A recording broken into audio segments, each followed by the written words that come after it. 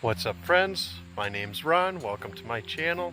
We picked up a new box blade to go on the back of our Kioti RX7320. So here's our new box blade.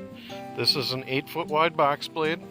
It was built by J Bar Manufacturing out of Georgia, and I purchased it in Knoxville from Wood Equipment. It has 1, 2, 3, 4, 5, 6, 7, 8 rippers. One of the things that stood out to me why I liked this particular box blade is the upper link setup here.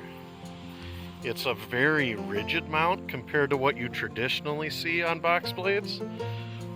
It has a lot of bracing in it. This is set up for a Cat 2. It has what appears to be good blades, both front and rear, curved blades. One of the things that I liked about it is that this box blade has additional material welded in. The welds for the most part look good. There is some fit and finish that a guy could complain about, I suppose, with the weld spatter. The purchase price on this unit was $1,200 plus tax, which is extremely economical in my opinion. Especially it looks to be a decent steel. The paint job is not any worse than what I would have paid with another $1,000. About the only sus thing that I've really seen is this one weld back here.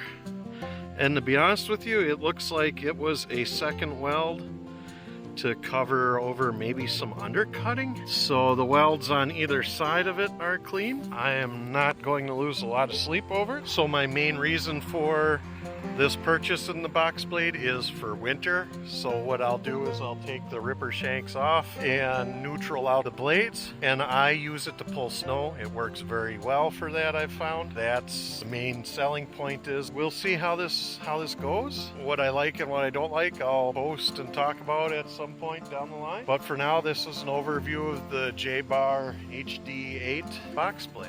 So we'll see y'all later. Y'all take care. Thanks for watching. If you have any questions, hit me up in the comment section. I'll talk to you later.